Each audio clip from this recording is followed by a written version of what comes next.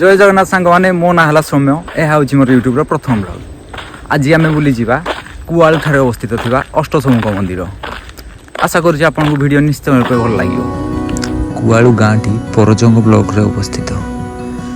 यह गाँटी तालचेर ठार 16 किलोमीटर एवं ढेंकानाल ठार 60 किलोमीटर दूर रे अवस्थित। ये गाँव रास्ता बहुत खराब, तो छाड़ कौन हम आम तो स्वयं महादेव को दर्शन कर जाऊँ। या गोठू डाहाण को बुलिया यू मात्र 500 मीटर रहा महादेव मंदिर। तो चलतु जीवा। तो आसिक आम पहुँची जाइए अष्टशंभु मंदिर ठारे। चलतु भितर दर्शन कर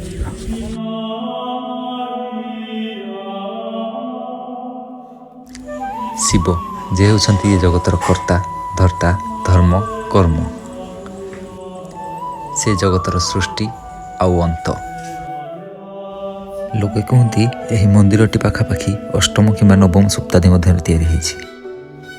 या स्तंभ वंशर तृतीय राजा रणस्तंभ तैयारी करथिले। यही मंदिर मुख्य लिंग हिसाब से बाबा कनकेश्वर पूजा पाती।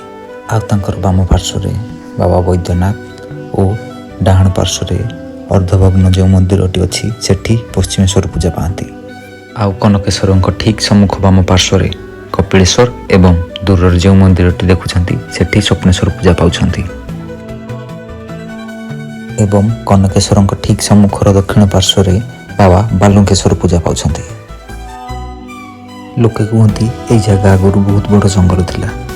एठी बहुत कांकड़ गछ भी थिला। जितेबाला प्रथम प्रत्नतत्व विभाग आसते 1968 मसीह यही जगह को खोलिबा आरंभ करथिले।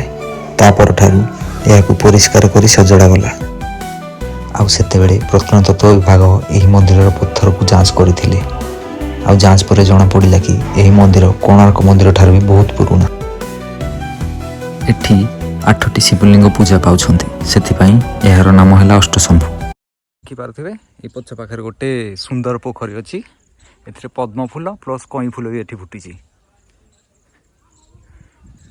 ये हूँ मंदिर पछ पाख। किछि लोक एमती भी कहते कोणार्क मंदिर आउ ये मंदिर समान समय तैयारी होता। जितेबाला पूर्व काल में गोहत्या अधिक होता तो से पापभार मुक्त होगापाई एठी गोटे जगार 8टी शिवलिंग दर्शन करा पड़ूला। तो राजा रणस्तंभ आसिक कहले गोटे जगार 8टी शिवलिंग स्थापन करी ता कुआलू ग्राम से आसिक एठी 8टी शिवलिंग स्थापन कले। किंतु आपण देखिपे एमती सब मंदिर गुड़ा भग्न अवस्थार पड़ी। या पछरे अन्य कारण अच्छी।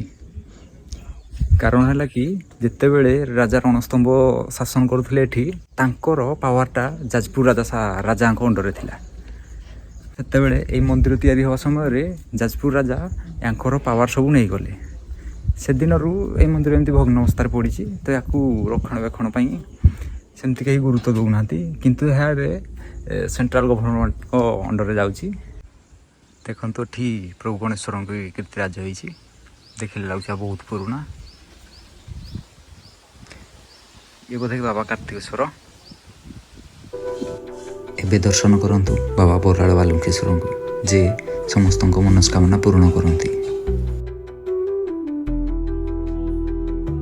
ये देखंतु बाबा कनकेश्वर मुख्य द्वार। एठी बाबा कपिलेश्वर पूजा पाउछंती। आ देखि पारुथे मते देखि गोटे गुंड चुमसा डेईकी पळेला। आउ ए गाँर लोक माने भी कहते यही मंदिर माटी तले आज भी 100 रु ऊर्ध्व शिवलिंग पोती होती। ता समय आसिले निश्चय रूपे ऊपर को आसिबो। यही मंदिर जागर और कार्तिक पूर्णिमा बहुत दूर लोक आसिक पालन करती। वर्तमान दर्शन करंतु यही मंदिर प्रमुख लिंग बाबा कनकेश्वर।